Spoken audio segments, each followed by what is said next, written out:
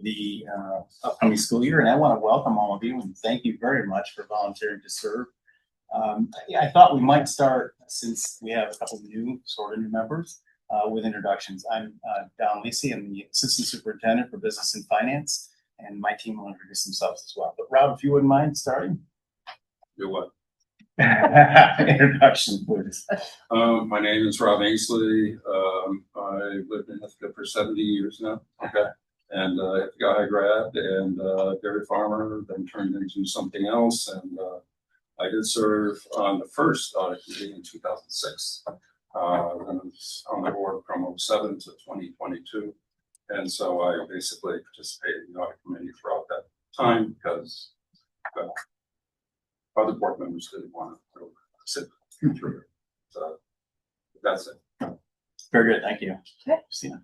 So I'm Chris Urenikamp. I am a member of the community, only lived here since 2006 for a while. So I have an incoming 9th grader and 6th grader in the district, and I am a professor of accounting at Cornell.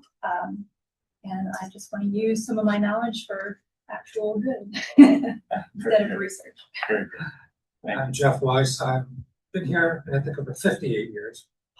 And my last position was I was the CFO at Corning Hospital for 17 years. Very good. We also have a couple of board members with us, if you wouldn't mind. Sure. I'm Sarah Garner. I'm a native Ithacan, but graduate of high school as well. And first year on the board. Jill Tripp, retired school psychologist, lived in Ithaca a long time now, and this is my second term on the board that I'm just starting this year. And my team, our team. I'm Lori Mudge. I am district treasurer here at the school. And I'm Emily Scheib. I'm assistant school business executive. And do a lot of stuff. That's for sure. I've bounced around in the business office 2 times here in Ithaca, so this is my second time. So learning a lot. As I mentioned, Don Lisi, it's my second time here, so this is a year and a half, first time, 3 years, or second time, 3 years, the first time. And it's great to be back. And Emily, we can't leave you out, so if you wouldn't mind. Emily Tracy, I am the district clerk for the Board of Education. Very good, thank you. It looks like we have public comment scheduled, but no one has signed up. So we'll pass on that. Just very briefly, a little overview of what the audit committee does. It serves as an advisory committee to the board.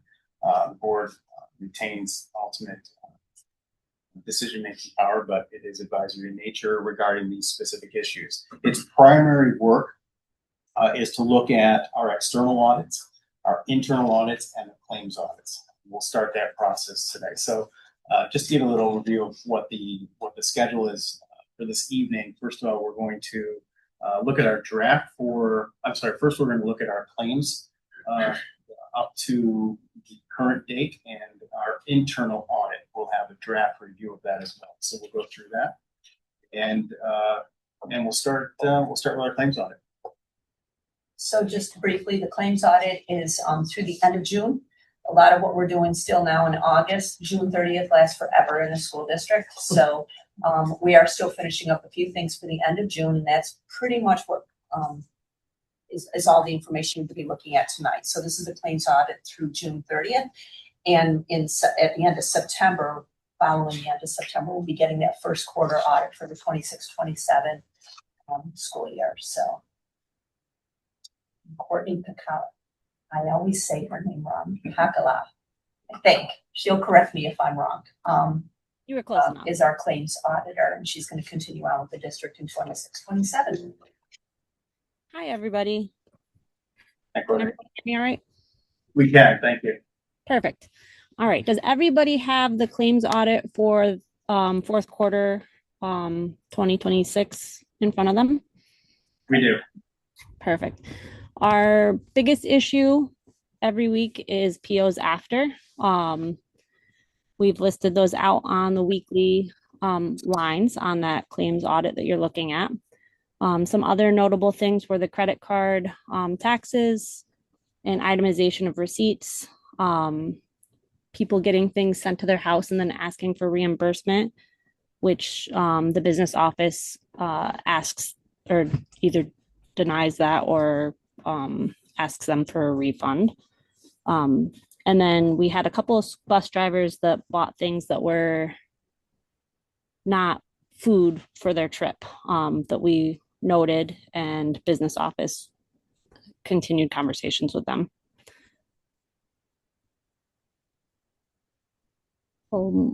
Most of the stuff, something notable this time is we didn't have a lot of the purchases of food that we normally would have in a quarter. So we did see that decrease a bit this quarter. Is there any questions you guys have on this report? So this is Christy. My only question, and we kind of ask this every time, is what areas are we seeing this happen in for the most part? So a lot of these seem pretty immaterial, but some of them are pretty big. And so if you could just give us a summary of if there are certain areas it kind of keeps happening in, so we can kind of trace that over time, how the trends are changing. It has been kind of all over the place on like the POs after. The purchases on the credit card are a lot of times bus drivers or people going on trips. They will make those purchases and we have to pay the credit card. So yeah, maybe I wasn't clear. For the POs after in particular, like when we have the one for 124,000, the one for 64,000, are there certain areas that most of the POs after are happening in, or is it kind of spread all around? Courtney, do you want me to respond to that? I have it open in front of me. You can. I do think that there is a spread. But if you're noticing a specific pattern, Emily, that you'd like to speak about? What I typically see for POs after the fact, a lot of it is athletics. So a lot of times they don't have the information in advance of an event happening at the last minute. So they will send it in. Sometimes it is interpreters. So we don't have the name of the interpreter again until the very last minute. Well, a lot of times we encumber money in a generic way for interpreters because we don't know exactly the interpreters we're going to need to have until the very last moment that we need to have one in. So we try to get those in. Some emergency things. There are some things here that are definitely we just need to work on and explain to people you cannot do this until before. But the larger dollar amounts are typically special ed related, where something comes in and we have to have services done. So a PO is set up. However, maybe the service started a few days before, or so the PO is just timing of the individuals being in the office. So it is something we are working on. Courtney, did I kind of cover all of them that you can think about? Yes, so that big one that you're looking at was the college board. It's A fund, 2810, for 108,000. And that is, I believe that was the test, the Regents test that came in, or one of the testings that had to be covered. A lot of money is collected from the students, and for some reason, I'm not sure why, the invoice came in and we were collecting and still hadn't had an amount. There was a huge appropriation of those funds that came in from the students. Again, it was a timing issue. It was a new person doing it at the high school. So I don't know if they got the invoice in advance and they just sat on it and then didn't send it to us. And of course it was dated. As soon as I received it, I got the PO in the system. So that was an anomaly that normally does not happen. And I already talked to that person when that did happen and said, you can't be sitting on this. As soon as we get it, we just need to put in something that encumbers an amount, not wait for those collections to come in. POs without an invoice have been an issue for decades.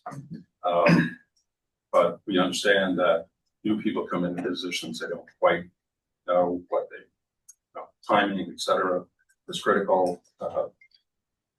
Eventually we got to the point of, okay, thank you for your contribution to the district. You're not going to be reimbursed because we always appreciate that from folks.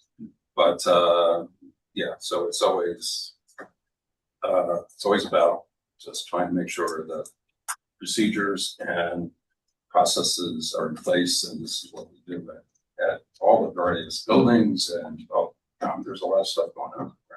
And there has been processes in the last few years that have been buttoned up that have decreased this for like athletics. The way the athletics used to be is every ref was a PO after. So we were seeing sometimes 20 to 30 in a week for just like refs coming through at that point. And now we're not seeing that because of how the refs are paid through a system. Sure. Yeah, I mean, to be clear, I know they're never gonna go away completely. It's more that, over the years, it's nice to get an update on the areas that they seem to be happening in case there is a particular area. And if it's just kind of spread around and there are always a few of them happening, that's just how it is. That's fine.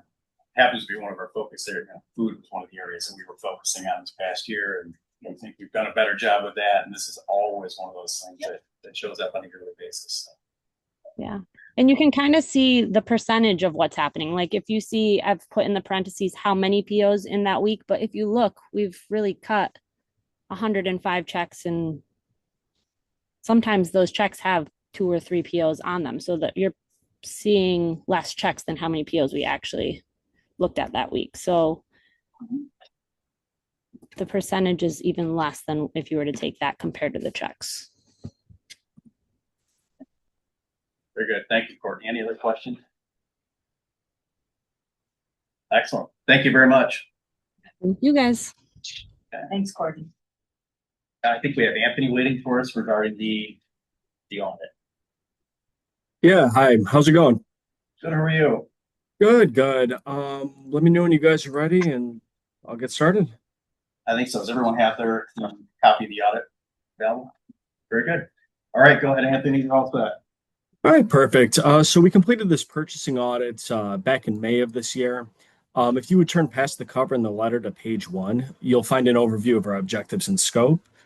So we based this audit on the district's purchasing processes and policies, and we reviewed activity from July 1st of 25 through April 30th of 26. Our field work concluded on May 21st of 26. We noted 2 observations during the audit. The first involved confirming purchase orders, quote documentation missing from the purchase orders that should have had them attached in accordance with related policies, and sole source and contract documentation not being utilized. Our second observation relates to there being no central receiving location in the district. We'll go over both observations in detail in the pages to follow. If you would turn to page 2, you will find an overview of our processes. We interviewed Dominic Lisi, the Assistant Superintendent for Business and Finance, Emily Scheip, the Assistant School Business Executive, Connie Talmadge, the Senior Account Clerk Typist, and Deb Brown, the Administrative Assistant. We reviewed district policies, processes, and procedures in place, and conducted interviews with district staff to obtain an understanding of the overall control environment. We selected a judgmental sample of 60 purchases from July 1st of 25 to April 30th of 26, and tested each sample for proper approval and reviewed each transaction against district policies, state regulations, and general municipal law. Are there any questions so far? I think we're good. Okay, good. So we noted the following key program controls implemented by the district. The district utilizes board policy 6700 purchasing to provide guidance over activities involving purchasing. The board appoints the purchasing agents annually. The district utilizes the WinCap system to electronically generate numbered purchase orders. If there's a payment that will be in excess of what was indicated on the purchase order, it will be subject to further review and approval of an increase by the purchasing agent. All checks and voucher packets include a copy of the purchase order and are reviewed by the claims auditor. The WinCap system is also utilized by the district for purchasing, and the district has written guidelines and procedures made available on its website that provides details on how to navigate the WinCap system and the overall purchasing process. Lastly, let's see here, the district training. District provides training regarding the purchasing process to all staff annually. If you turn to page 3, you'll find our observations. For our first observation, during the review of our sample, we found 11 purchase orders that were confirming in nature, meaning that the invoice was received before the purchase order was approved. We found 5 purchases that were made without a contract in place.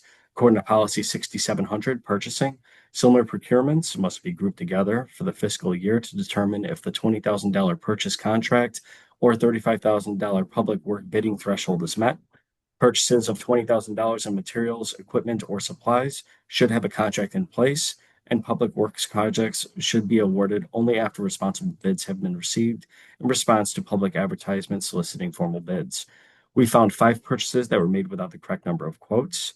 According to the same policy, purchases between $5,000 and $10,000 require a minimum of 2 alternative proposals or quotes, and purchases between $10,001 and $20,000 require 3 alternative proposals or quotes. Lastly, we found 8 purchases that were made that were indicated as sole source, meaning that the vendor offering the product or service was considered unique and that these goods or services cannot be procured via other means. None of these 8 purchases had documented evidence of being a sole source. We recommend that the district ensure that all purchases are approved prior to ordering the good or service. The district should also ensure that any purchases that are similar in nature and exceed $20,000, that threshold, have a contract in place to be in compliance with policy 6700 purchasing. Purchases should also have the correct number of quotes attached to their respective purchase orders to comply with the policy, and the district should also ensure that all sole source purchases have documentation indicating why the purchases is considered sole source. Are there any questions regarding that observation? Okay, perfect. Our second observation relates to the district not having a central receiving area in place. Instead, goods purchased are shipped directly to various district buildings, which reduces control and visibility over the receipt of goods and increases the risk of loss or misappropriation of assets. We recommend that the district consider implementing a central receiving area to ensure receipt of goods and improve operational efficiency. Having a central receiving area will allow for the verification of deliverables against purchase orders and thorough inspection of the quality and quantity of the goods received. It would provide greater visibility and accountability over the purchasing process. Are there any questions? Okay, perfect. That concludes the presentation, unless there's anything else. Very good, Anthony. Okay, thank you.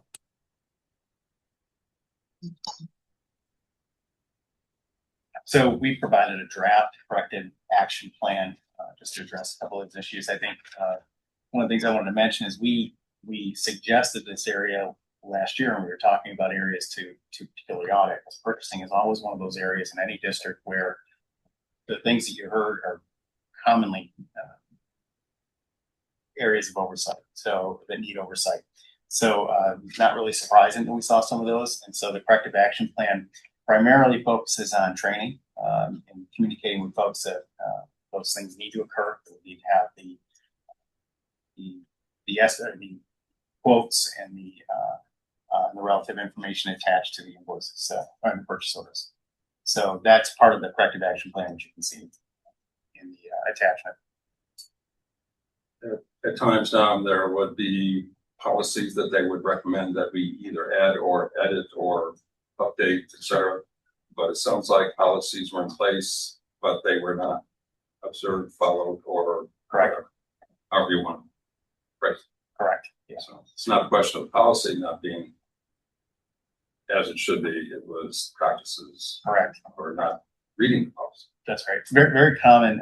Just sort of anecdotal information. Very common to see the sole source not followed. I think folks either think something's sole source and they follow through with it, assuming that that's the case when it may not be.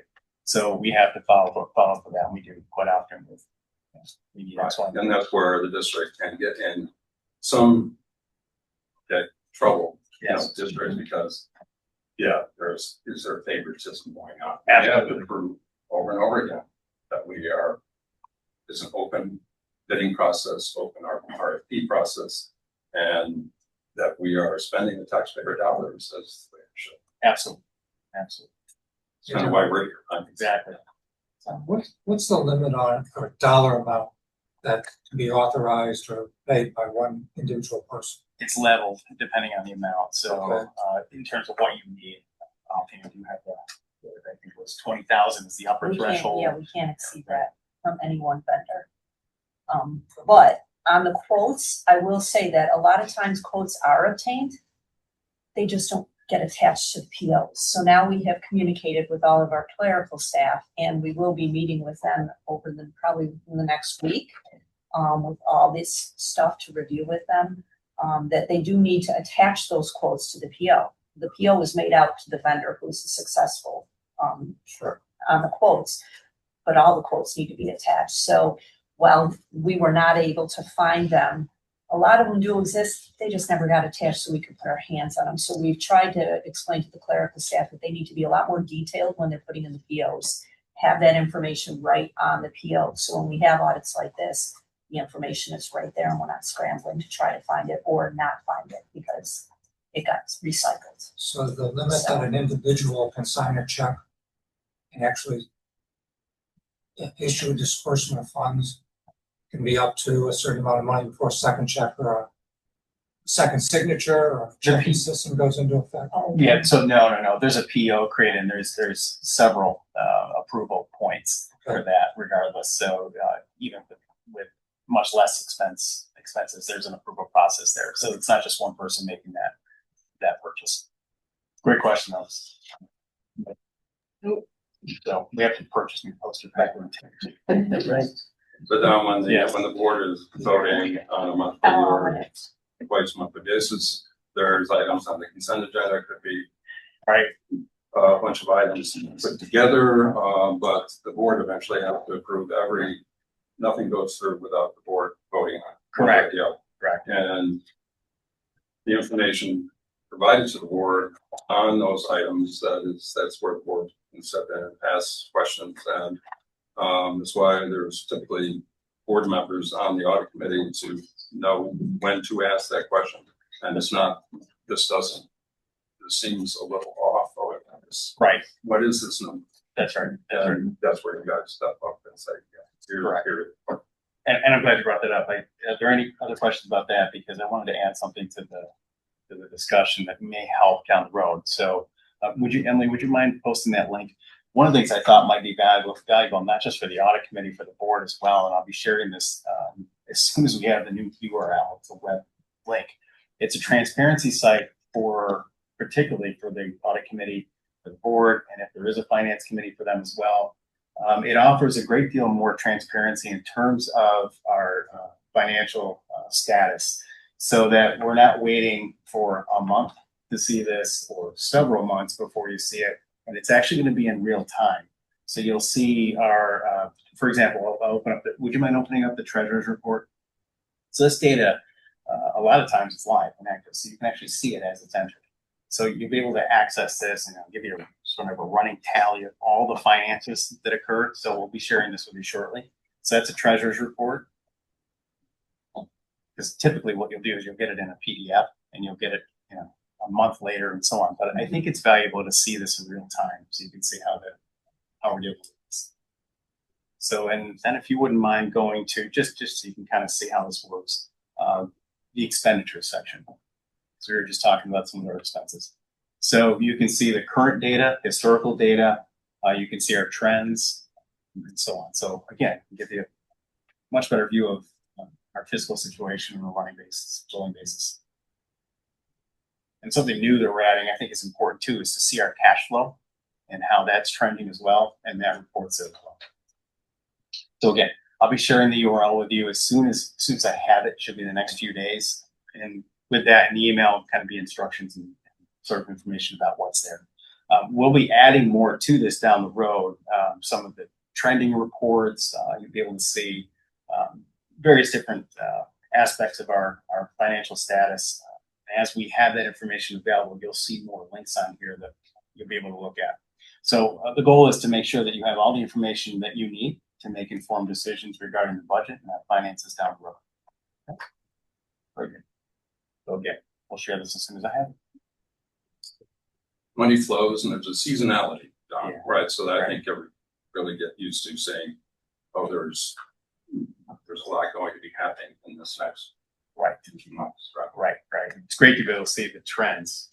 The cash flow especially, kind of get a sense of what we deal with and when we deal with it. So it's nice if you have positive cash flow before the tax income in, right? So not all districts see that. What a novel thought. So yeah, thank you very much. Any questions? Can I ask a Sure. different question, just for my own knowledge? So so first of all, one of the recommendations is implementing a centralized receiving area. I totally understand why that might not make sense, be a logistical nightmare with all the different locations. When I worked for the Department of the Interior and we would have an internal audit report, our corrective action plan addressed all the recommendations, even if we weren't doing them, just to kind of explain why.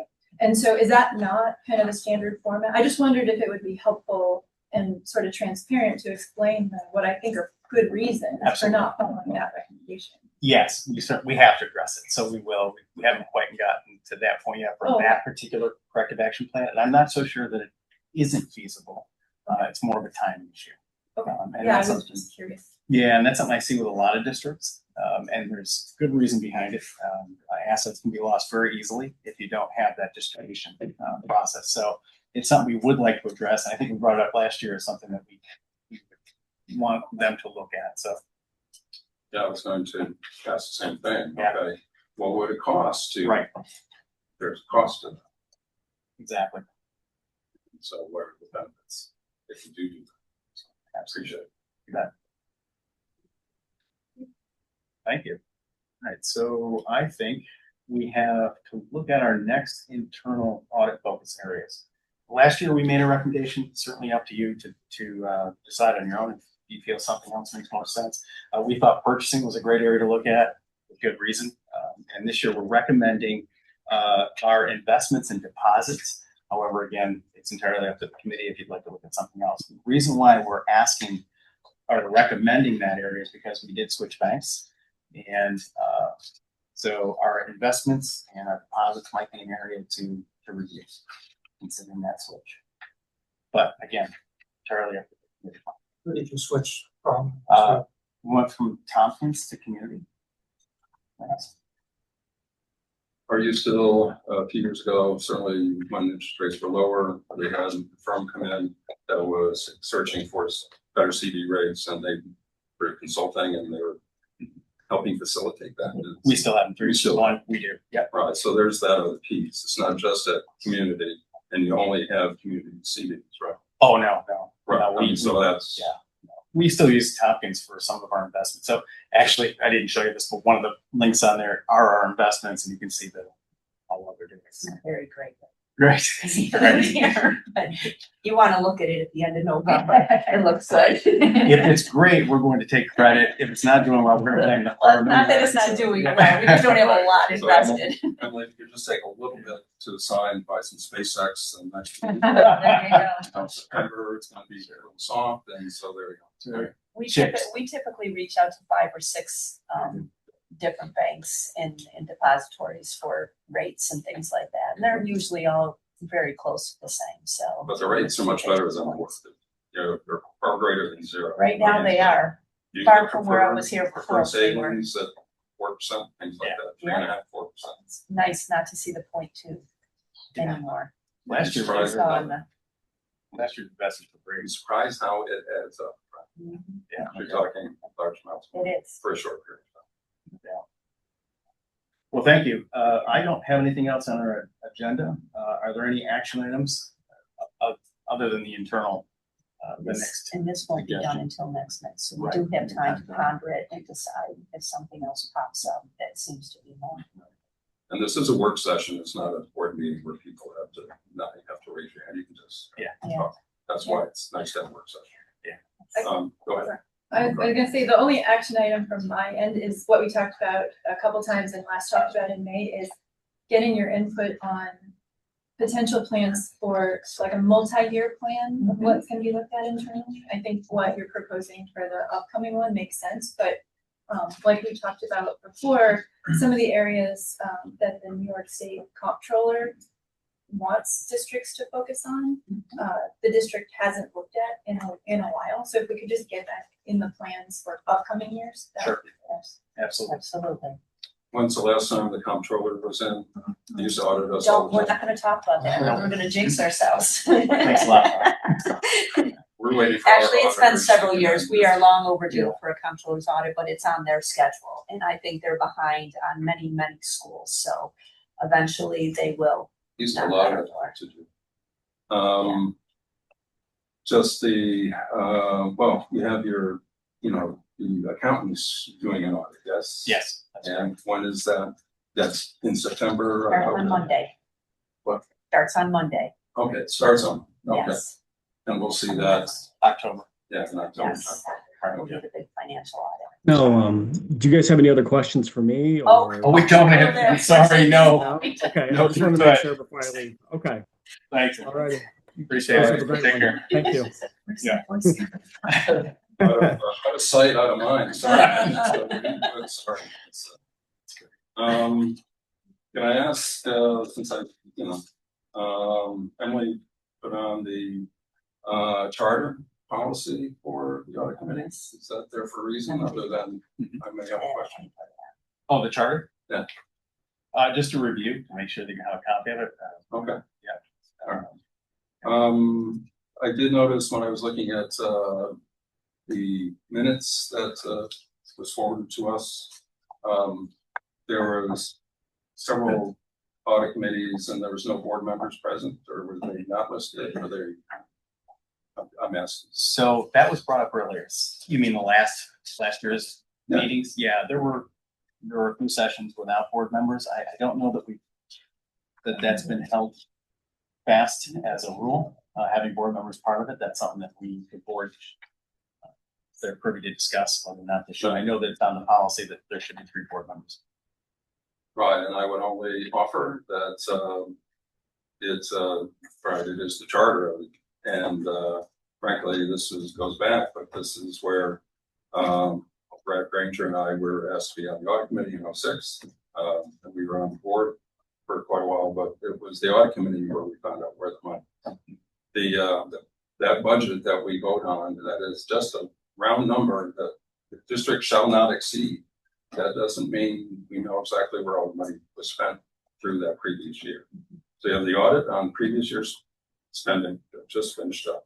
We're working on this year's budget, and at some point you kind of need to know where did we spend the money in the previous year to know how to allocate the money for the next year. And it's really a multi-year budget process, but it's very helpful at least to be aware of that audit and where did the money go and what we spend it on. What's the fund balance and what are we working with, and not be somewhat surprised in each rank about the financial situation of the district. I appreciate you saying that. It's critical of the board members. Thank you for saying that. We have so many board meetings during the budget process, and it's difficult to get all of that information out in detail. And we certainly want to do that. These are, yeah, I mean, four meetings a year for half an hour. Sure. We might probably go longer. That's, but no, it depends. When we get these audits that it's going to start soon, that's when we'll dig into it. And there's footnotes, etc. We can see it. Absolutely. Done. Thank you for sharing. Yes. Thank you. I'll take that to the rest of the board and No, I think it makes a lot of sense. Thank you. It was standard. Yes. There's Well, always if it's in the charter, well, there you go. Yeah. And, we either need to change that or, yeah. exactly. That was my only question. Is the charter being changed or not? Right. If it's not, then there is some obligation in this. And this is taxpayer money. What are we spending our money? Sure. That's always good. Couldn't agree more. Yeah. So that's. But the bad side of that is that meaning that I'll be one of the members here.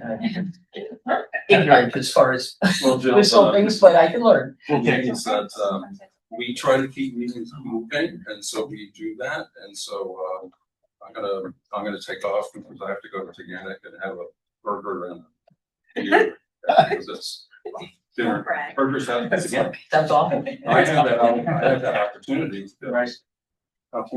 Emily made me come, so. Appreciate it. So, and the board's showing up and we don't, we're all good. Thank you. Appreciate it. Emily, the other Emily, pleasure. Good to see you. Thank you. Thank you. Nice to see you. So we're done, right? Do you have? Notice he didn't say it was a pleasure to see me. Whatever. Do either of you have? Don, you any gotta, questions? there's things that are earned in this district, not given. I feel a lot of proud. Information or details. Thanks, okay? Very good. Agenda setting for the next meeting? Any? We'll send the big audit. We'll send Big audit. The big audit and possibly the quarterly for the claims audit. Depends. Hopefully she'll have it done within that first week, so we can. And you'll let us know when it's gonna be. October 7th. Next meeting, yeah, it's- October 7th. There we have it. Thank you. Thank you, Ron. Thanks for that. We'll close the public meeting then. I have to get my final exam on it. I won't be here either. October 2nd or 7th, is it? I thought it was 7. I think it is the 7th. I won't be here We either, have- 'cause my son's getting married. Okay, so No. so we will need to adjust that date to accommodate